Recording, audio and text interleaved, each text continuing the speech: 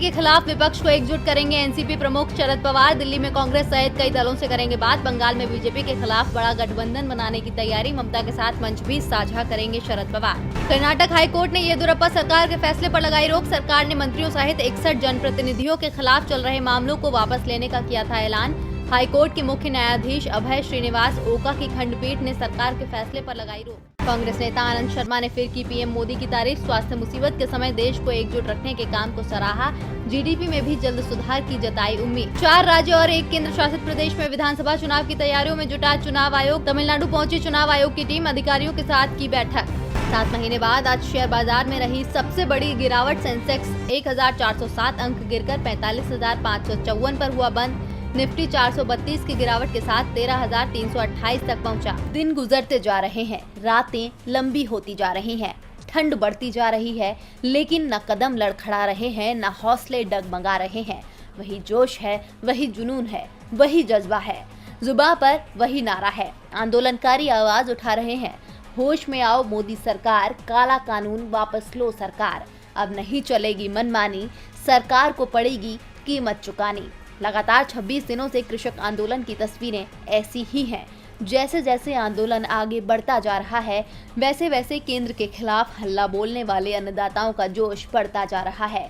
सोमवार सुबह 11 बजे 11 किसान अनशन पर बैठ गए हैं। इनका ये अनशन मंगलवार सुबह 11 बजे तक जारी रहेगा।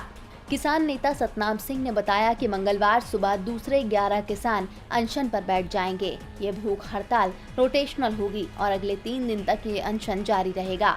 देश में 100 जगहों पर इस तरह से 3 दिन तक किसान अनशन करेंगे। वहीं किसान नेता डॉक्टर सतनाम सिंह का कहना है कि अनशन में सीनियर साथ बैठे हैं। किसानों का कहना है कि सरकार की तरफ से प्रस्ताव आया है।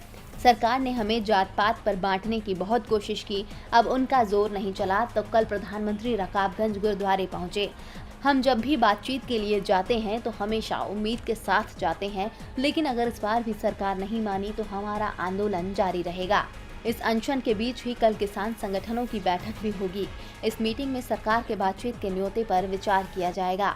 अब देखना होगा कि अन्नदाता सरकार से बात करने को राजी होते हैं या नहीं। मोदी सरकार के नए कृषि बिल को लेकर सबसे ज्यादा परेशानी हरियाणा की खट्टर सरकार को है, क्योंकि जेजेपी लगातार किसानों के हित में बोलने का दबाव बना रही है। यहाँ तक कि जेजेपी ने तो गठबंधन तोड़ने की चेतावनी तक दे दी है। अगर ऐसा हुआ तो सीएम खट्टर की कुर्सी का खिसकना तय है। इसी डर से उन्होंने भी इशारों में मोदी सरकार पर बरसना शुरू कर दिया है।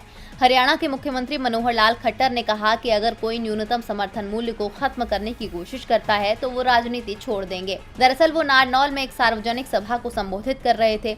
इस दौरान उन्होंने किसानों को आश्वस्त किया कि एमएसपी हमेशा रहेगा। खट्टर ने कहा कि अगर कोई इसे खत्म करने की कोशिश करता है तो राजनीति छोड़ दूंगा। एमएसपी खत्म नहीं होगी। एमएसपी अतीत में था, ये अब भी मौजूद है और भविष्य में भी ये बना रहेगा।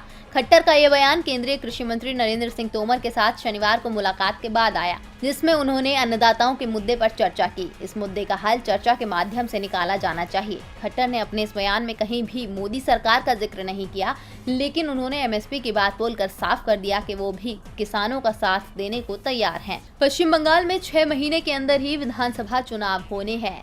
चुनाव आयोग का दल पश्चिम बंगाल का लगातार दौरा कर रहा है। राज्य की राजनीति में भी हलचल मची हुई है। बीजेपी ने अपनी पूरी ताकत राज्य में लगा दी है। अमित शाह ने तो 200 सीटों के जीतने का दावा भी कर दिया है, जिसे लेकर अब ममता बनर्जी के राजनीतिक सलाहकार प्रशांत किशोर ने बीजेपी पर निशाना साधा है। प्रशांत किशोर ने ट्वीट करके कहा कि समर्थक मीडिया के एक वर्ग द्वारा बढ़ा चढ़ाकर बनाए गए माहौल के विपरीत पश्चिम बंगाल में भाजपा को 2 अंक का आंकड़ा पार करने के लिए मशक्कत करनी पड़ेगी। उन्होंने कहा कि कृपया ये ट्वीट सुरक्षित कर लीजिए और अगर भाजपा इससे अच्छा प्रदर्शन करती है तो मैं ट्विटर छोड़ दूंगा। आपको बता दें कि तृणमूल कांग्रेस अध्यक्ष ममता बनर्जी ने किशोर को अपना चुनावी रणनीतिकार बनाया है। टीएमसी के नेताओं ने भी प्रशांत किशोर की बात का समर्थन किया है। प्रशांत किशोर का इशारा साफ है कि राज्य की जनता चुनावों में दीदी को ही पसंद करेगी और एक बार फिर टीएमसी को जबरदस्त बहुमत मिलेगा। लेकिन बीजेपी को प्रशांत किशोर का दावा रास नहीं आ रहा है। विजयवर्गीय ने कहा कि बंगाल के चुनाव के बाद देश के एक चुनावी रणनीतिकार का नुकसान हो जाएगा। राजस्थान नगर निकाय चुनावों के नतीजे 13 दिसंबर को ही सामने आ चुके थे। 50 निकायों के लिए 1775 वार्डों के जो नतीजे नतीजे सामने आए थे उसमें कांग्रेस को सबसे ज्यादा 619 सीटें मिली थी। निर्दलीय 597 सीटों के साथ दूसरे नंबर पर, भाजपा 547 सीटों के साथ तीसरे नंबर पर थी। इसके अलावा बीएसपी के साथ सीपीआई के 2, सीपीएम के 2 और आरएलपी के 1 प्रत्याशी ने जीत हासिल की थी। इसके बाद से ही सभी की निगाहें इन निकायों के अध्यक्ष पद पर थीं। निर्दलियों की बड़ी संख्या को देखते हुए सत्ता की चाबी उन्हीं के हाथों में मानी जा रही थी।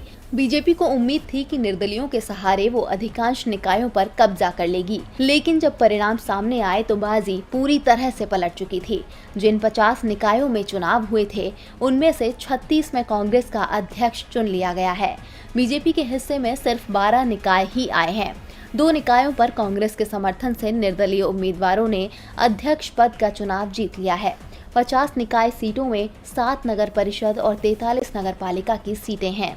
नगर परिषद की 7 सीटों में से 5 सीटें कांग्रेस ने जीती हैं, जबकि बीजेपी केवल 1 सीट ही जीत पाई है और 1 सीट निर्दलीय उम्मीदवार के हिस्से आई है। यानी साफ है कि राजस्थान की जनता ने अशोक गहलोत के नेतृत्व पर भरोसा जताया है और इसीलिए बीजेपी को 50 निकायों में से सिर्फ 12 पर ही जीत मिल पाई है।